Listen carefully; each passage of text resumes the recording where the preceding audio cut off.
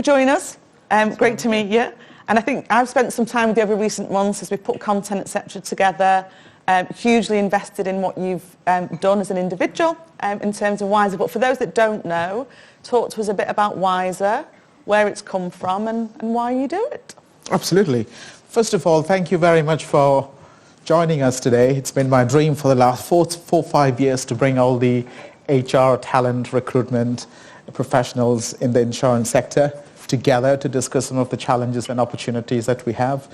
And at least collectively, it's the first event try to attempt to solve some of the problems that we have. So thank you very much for coming. And thank you to ILC for helping us organize and put this wonderful event together. So my name is Crescens. For ease, you can call me Cress if we interact later on. We started as the internal training department of a very large broking company with an owl in its logo. I joined as the HR director for that particular business when it was just 200 employees, and our business plan was to grow that from 200 to 1,200 in a highly affluent, low unemployment rate area in Hampshire. So that was my challenge, and we had the same questions. Is it going to be based on salary? I think at that time flexible working was not the buzzword because that was way back in 2010. So the next alternative was career development. Of course, that's where we all start our jobs and try to retain and stay in business. So we decided salary, yes, we can be competitive, but how do we offer something better in order to retain people? So we said we will take chocolate fountains and other fancy things out of the equation from an engagement point of view and offer development and help build people's career. So I spent close to £1 million in the first year of my role in training and development, setting up a proper infrastructure, training rooms, hired about 15, 20 trainers and other support functions. And the CEO and I was traveling back from London, and that's when he said, Chris, put down the cost of what we have spent this year. And we wrote everything down. It's about £800,000 we've spent so far. And he said, you better find your own money next year because the rest of the board are not very happy that we have spent close to £1 million.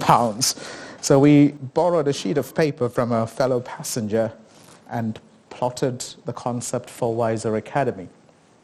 So it was a cost-neutralizing exercise, cost-cutting exercise. So every time we train our staff, mainly for professional qualifications and soft skills and customer service and so on, we used to open up the opportunity to other brokers and claims businesses to send their staff. So I have 10 of my staff, and there's 3 chairs vacant there, and we used to market that and charge a minimum fee for people to send their staff to get them qualified.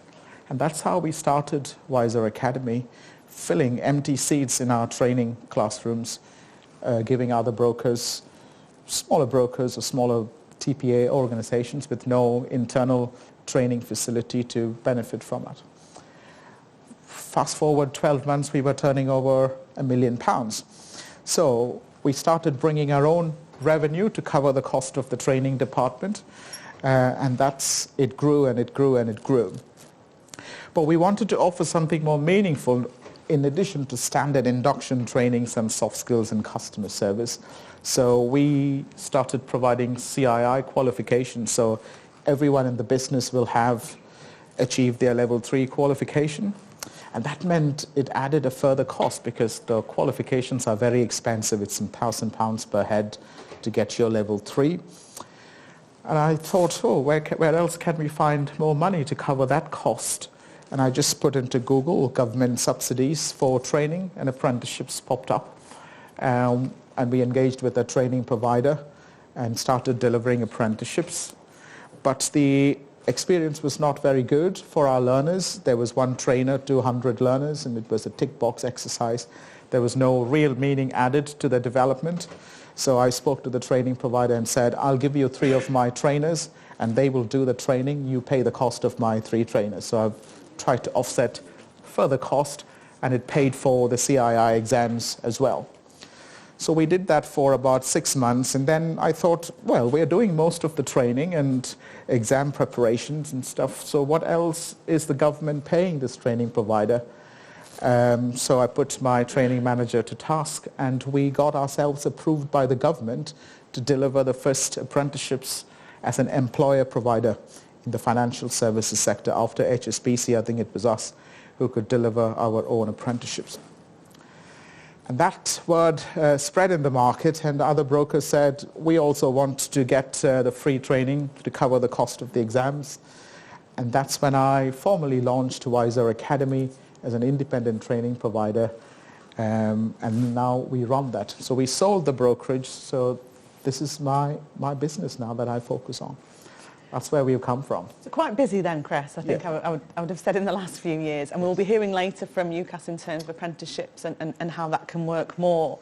And I know there's so much we could talk about today, but time is always limited. So if we were to start with, I guess, the most important things that you would want to get across in terms of that kind of attracting talent, what do we need to do? What's the key messages and important things we need to think about?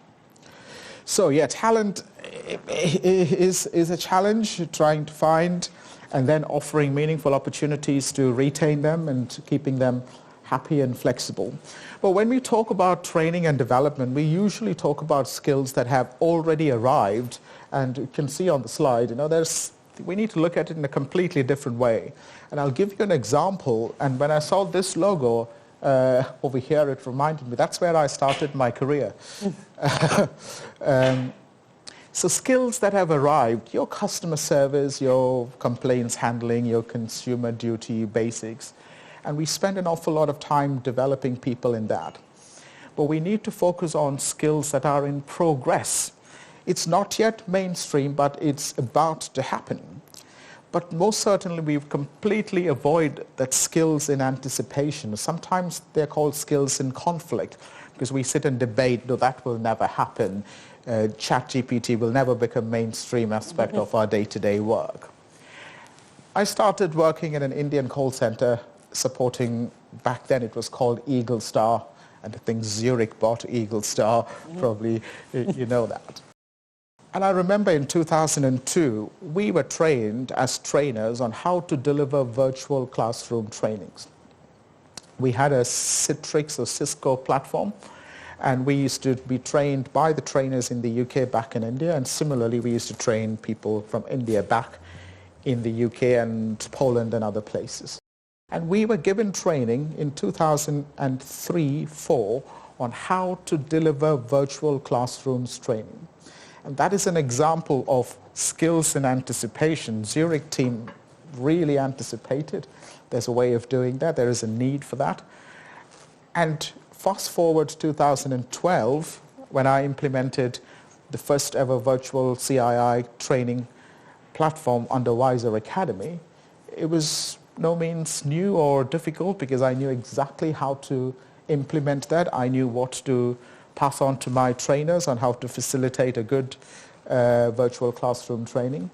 And then fast forward to 2020, when the rest of the world was running around understanding Zoom and Teams, we were business as usual. And that is an example I want to draw. Focusing on skills and anticipation is a way to be ahead of the curve when it comes to talent development. So what sort of examples could you give us as we stand today? What are the skills and anticipation we might want to think about? So I mentioned ChatGPT. So how many of you have thought of developing skills in something called prompt writing? You have? Good. There's only one hand. And that is a skill that we will all need in the next 12 to 18 months' time. What is it, just for me? Prompt writing is to understand the structure and the sequence of how the AI language works and how ChatGPT thinks, so that when you put in a question, you'll get the most appropriate, relevant answer. So basically, a particular way of thinking and writing to interact with an AI machine. Okay. So you're saying in anticipation, we all need to be signed up to that and do a bit of research. Yeah, prompt writing is an example of the future skill under skills in anticipation. Okay. Agile working was a mainstream skill under IT and project management, but it is trickling down into day-to-day general team working. So agile working is something that's just evolving. It's in progress. I think we need to adapt that and get people to understand that, and that makes problem solving and productivity much better. Okay. And as Shana had mentioned as well, seeing a bit of a change in terms of maybe some talent pool, that it's not just technical skills anymore, and that there are some tech out there that will take away some parts of the claim processing. So what does that look like in terms of a landscape then, Cress? So I think there's three. I think it's in grey. You can't probably read. So the future jobs, all routine and transactional jobs will get automated. And what will be left over is non-routine, which is knowledge-based jobs. And for you to be able to deliver knowledge-based jobs, you should have the fundamental foundation knowledge, hard skills as we call it. Then the future jobs are the ones for the smart, the educated, and people who embrace lifelong learning. And there's a lot of noise about what will be the exact future skills of the future. And if we can narrow everything down into creativity, problem solving, critical thinking, and I think there was mention earlier about emotional intelligence, attention management, we'll be left with so much time we still don't know what to do with it, and you'll still be running out of time. So attention management in old terms is time management. These are the neutral skills that we need to develop to be able to stay afloat and be ahead of the curve. Technical skills and technology will continue to evolve, but the confidence and the courage to embrace that and deal with it comes from these neutral skills. And as much as technology progresses, it's going to create some problems for us. ChatGPT can chuck out something totally incorrect. How do you know? How do you critically analyze that and validate that and use some of the inputs to solve a problem within the context of your business? So critical problem solving, creativity is this future skill. Okay. So some key learns in terms of what we need to think about future-wise anticipation as well as the progress. Talking about then, I guess, talent pools and looking at how we can as an industry open up some new talent pools or consider new talent pools. I know there's quite a lot of work that WISE has done, so let's talk about that. So when we used to go and exhibit in schools and colleges, we have our broking brand, career opportunities. Young people are absolutely not interested because next to us is British Airways and next to us is Deloitte and KPMGs and so on. And people flock to those industries because they are quite established. And insurance, for some reason, is not well known. It's not as sexy as other industries. Why? I don't know. It's probably the kind of image we portray, or we don't make an effort to reach out to people. So, but we can break that mold, and we've been making headwinds and breaking that barrier, but we need to constantly and relentlessly reach out to young people. So I have created a program called Rise Up. It's a social campaign, and our objective is to reach out to 10,000 school college leavers by the end of October this year with the message about insurance as a meaningful career option. We're going to invite them to apply for insurance vacancies. We're going to offer them 2-day insurance bootcamp training to tell them about the jargons that we use, the structure, what's claims, what's customer service, what's actuarial underwriting. Prepare them for an interview, help them write a good CV, and then start putting these CVs and candidates in front of our partners, our customers that we support. So when they sit in front of the person interviewing, they're better prepared, they understand more about the industry, they can use some of the terminologies and impress the employer. So career awareness talk, 2-day boot camp, prepare them and place them in each of these businesses. But you will see before we place, there is a section that we have added, prepare the employer. Most businesses and leaders, I think the average age of our profession, I think it's about 45 plus. And the young people that I'm trying to get them into the business is of a completely different generation. and there's bound to be clashes. Their value systems are different to what we expect, and most young people don't know what to expect and how to behave when they are in an office. Even the basic point about turning up on time has to be taught. So we're going to prepare the employer as well as part of the Rise Up campaign to say, right, this is the 18-year-old coming into your business. This is how they think, and this is their value systems. It's not their fault. Probably some of us are to blame in creating that kind of value system in our young people. Be warned, be prepared. So when the employer is also prepared, then the chances of this person succeeding in the business is higher, and then they are ready. And that is Rise Up. And what sort of job roles then within industry would you be looking to try and support these individuals into getting into employment? What kind of job roles? It's mostly all frontline jobs, from customer service, F&OL and claims, and business admin, sales. It can be any frontline job that young people, school leavers, college leavers can get into. And if there was anyone in the room today that thought, actually, that sounds like a great thing to get involved with, what does that look like, apart from coming to your stand and seeing what you do? You can go to our website. There's a section for Rise Up, and you can pledge. If you say, Wiser Academy, we are prepared to take 10 people. Can you help us find 10 school, college leavers or graduates? Then we will do all the background work and help you find that talent and place in your business. But once they are placed in your business, we need to offer them some structured training. And that's why we have a Kickstart program. And I think we have trained about 1,000 people since we launched it in January, I think. So it's a free training for businesses.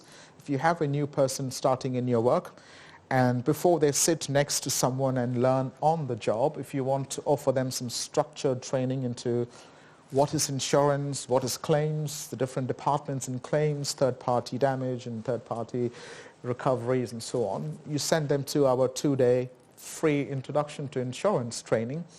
They'll understand all the jargon. So what is an excess and how does it, how do people buy insurance? What happens if they have a car accident?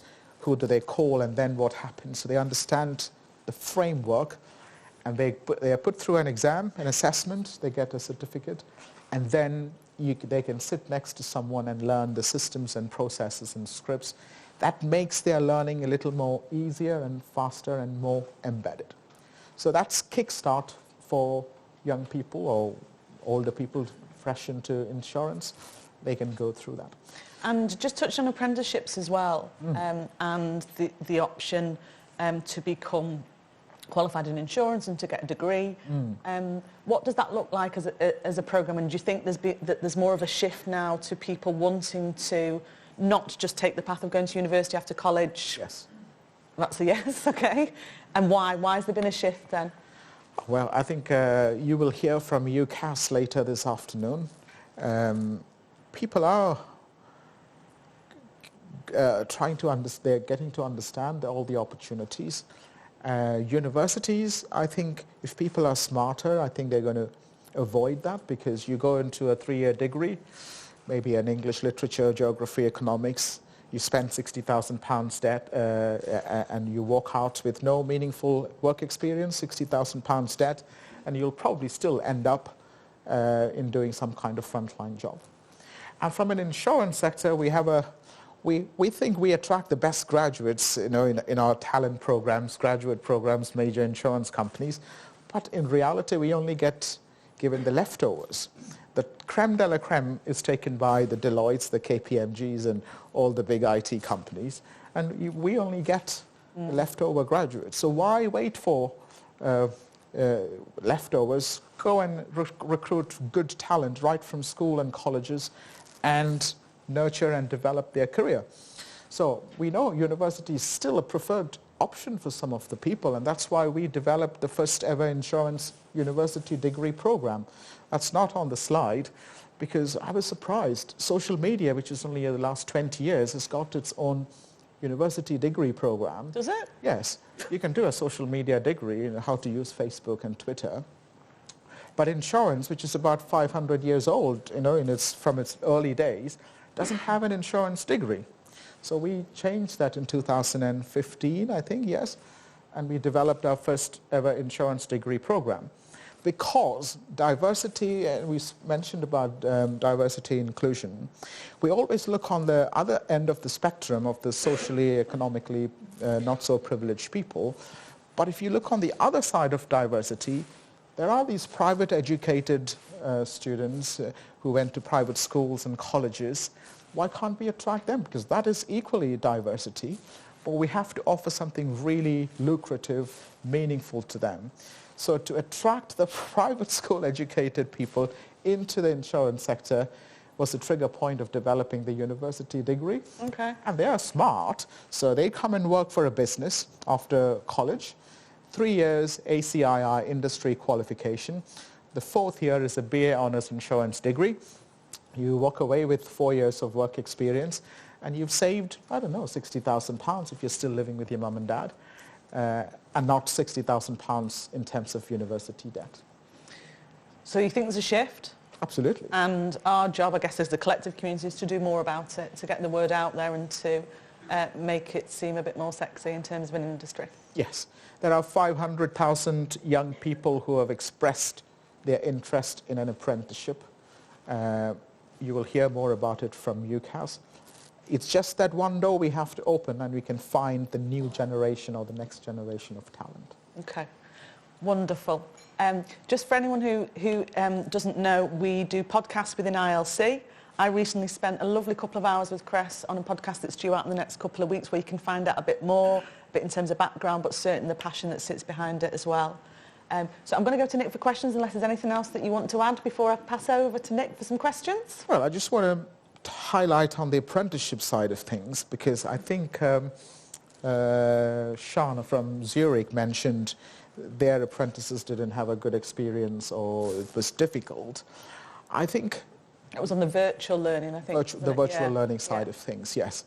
So young people, we may think they're on their gadgets and stuff, but they still prefer that face-to-face social side of things. Young people prefer learning in a classroom from a person. But again, a good apprenticeship has to incorporate the skills in progress, the skills in anticipation, and not just the skills that are established. So if you use apprenticeships in a very effective way, you can package that and create your talent program that meets your present, your immediate future, and the long-term program. Most businesses and learners and training providers use apprenticeships just for the CII qualifications or SILA qualifications, avoiding the skills and behavior. And I think that's doing injustice to your levy pot or your employees. I think you should focus on creating apprenticeships. It's a perfect platform if implemented well. And if you implement skills and behavior as part of that, then you get a well-rounded, fully government-funded training program. How many have apprenticeships at the moment? Your organisation that does an apprenticeship? Oh, gosh, no, a few more hands going up. Still not loads, though, is there? If you look around the room, still not loads, so I think we've definitely got some work to do. Your guys are around all day today? Yes. The stand's just outside on the left, so when we get through to lunch in about the next 15 or so minutes, please feel free to go up and ask. Nick, do we have any questions at all? We do, Sue, yeah, we've got a few. So, Cres... we got 4 minutes, yeah. 4 minutes, right, I'll speak slowly, I've got 2. What does good virtual training look like, and what should be considered to ensure employees and new starters retain engagement? So what does good virtual training session looks like?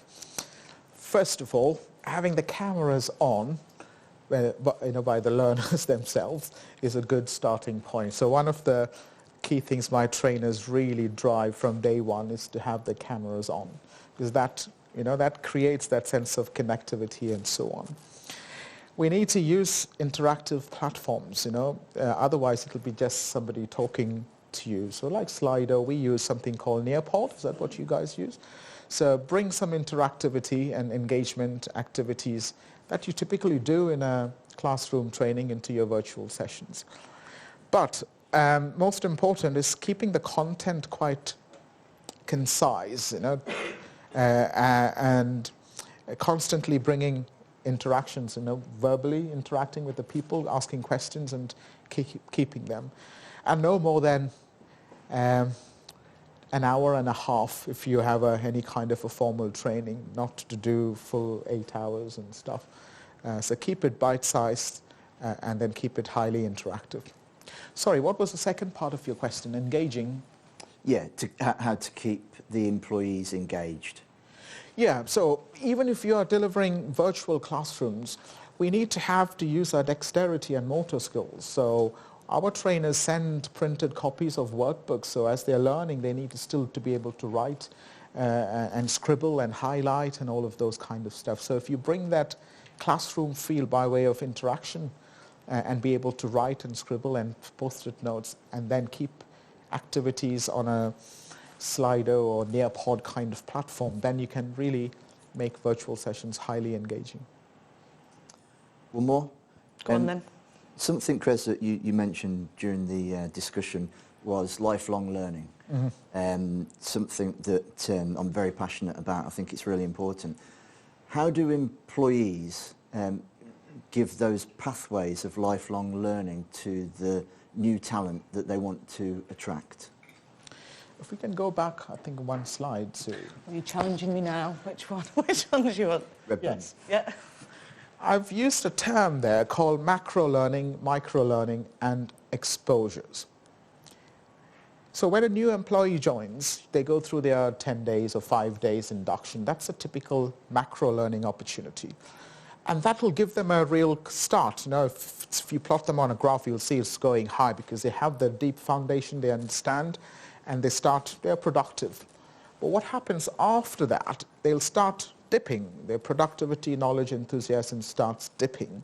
And that's when we need to feed it with micro-learning. And micro-learning is simple things like videos and blogs and podcasts and articles and bite-sized content and content in the flow of work. So when they're faced with a particular challenge, that's when you need to feed content using technology and platform. And then it starts going back up. But then you need to feed that with more macro learning, and that's what creates exponential growth in a person's career. So new person, induction training, ongoing bite-sized virtual half-an-hour training, e-learning, videos, blogs will keep them going. They start dipping down. And that's when you provide them with professional qualifications training or some kind of advanced macro learning, which is pretty medium to long-term program, your CII qualifications and stuff. But what really makes a difference is creating exposures. That example of Zurich training me in 2002 on virtual training, I was not a trainer, I was just a call center employee at that time. But some of us were given an opportunity to just sit behind the trainer and observe this new world of virtual training. So that was an exposure I got. The conference here, if there are junior members of staff or people who are considering HR training, if they're attending this event, this is an exposure. Yep. They get to meet and network. So creating exposures is what really influences behavior, and macro plus micro plus exposures is what creates lifelong learning. Excellent. Thank you. So this is genuine, as I say, just a flavour of what Cress can talk about in terms of talent and training. So please do make the most of him for the rest of today. Ask the questions that we need. But for now, Cress, that's been amazing. So thank you very much for joining us today. Thank you.